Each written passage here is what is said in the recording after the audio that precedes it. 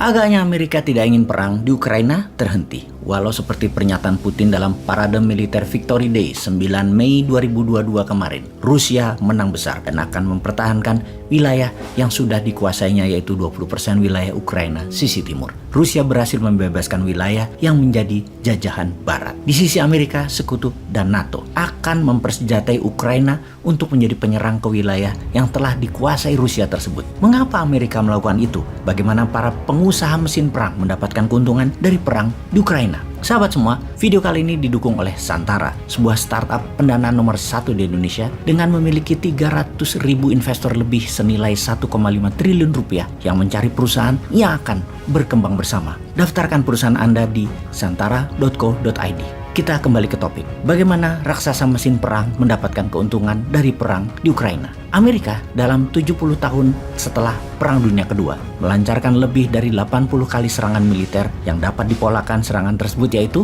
70% wilayahnya adalah wilayah negara penghasil fosil oil atau minyak bumi dan gas. Sisanya adalah wilayah yang diperkirakan akan diambil komunis dalam masalah ideologi, makanya diserang Amerika. Sisanya lagi adalah untuk mempengaruhi sebuah pemerintahan agar tunduk ke Amerika karena calon pemimpin atau pemimpin tersebut di sebuah negara memang anti Amerika. Karena itu harus dikendalikan dalam tanda petik. Itu dari kacamata geopolitik dan strategi luar negeri ala Amerika. Amerika itu negara swasta, di mana senjata perang adalah swasta yang memproduksi.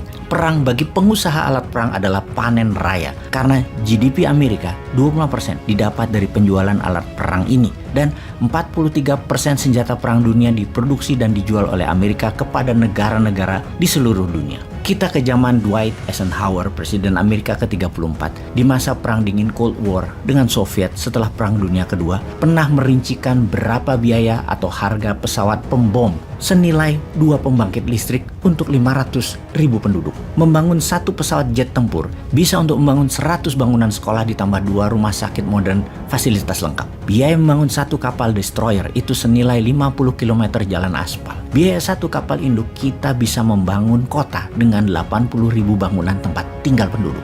Di akhir masa jabatannya, Eisenhower di tahun 1961 mengingatkan bahayanya industrial military complex sebagai alat ekonomi karena mengharuskan selalu ada tumpahan darah. Sebagai catatan, era Presiden ke-34 ini, era setelah Perang Dunia Kedua, Amerika lagi masa jaya baby boomers dan tidak ada perang militer yang berarti, hanya perang intelijen. Namun perlombaan membuat senjata pihak NATO, Sekutu, dan Uni Soviet jor-joran, besar-besaran. Setelah dirinya diganti oleh Kennedy yang tidak mau perang kecuali serangan ke Teluk Babi ke Kuba, dan Amerika pun kalah, yang menurut cerita konspirasinya berikutnya, Kennedy dieksekusi oleh katanya orang CIA demi perang di Vietnam terselenggara.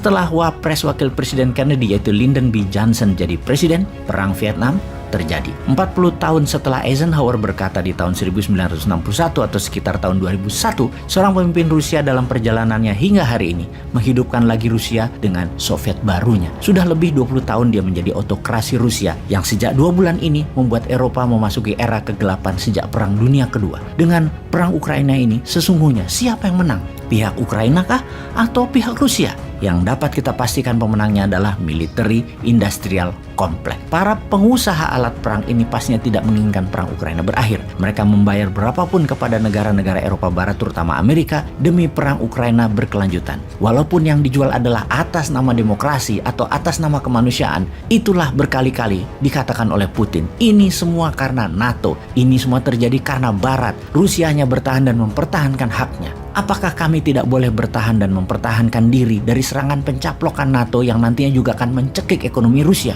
Ya sudah, perang aja sekalian, diembargo dan disanksi ekonomi aja sekalian.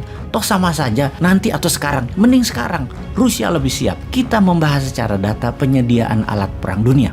Faktanya adalah 80% produsen alat perang adalah 6 negara utama, yaitu US, Amerika Serikat, Rusia, Inggris, Tiongkok, Prancis, dan Jerman. Di luar Tiongkok, produsen senjata Rusia yang agresor, kemudian penyedia senjatanya adalah Amerika, Inggris, Prancis, dan Jerman. Semua terlibat langsung pada saat ini di perang Ukraina. Dan hebatnya lagi, 5 negara yang terlibat perang di Ukraina adalah anggota permanen Dewan Keamanan PBB yang mempunyai hak veto, yaitu Amerika, Inggris, Jerman, Prancis, dan Rusia yang harusnya menjadi penyangga perdamaian dunia. Malah mereka terlibat perang langsung. Emang hobinya perang mungkin ya. Dan pastinya Amerika adalah negara paling menonjol karena 80% pengadaan alat alat perang dunia tersebut, Amerika menyediakan 43%-nya. Mengapa Amerika menjadi pengekspor senjata perang terbesar di dunia? Karena top 5 perusahaan produsen alat perang ada di Amerika.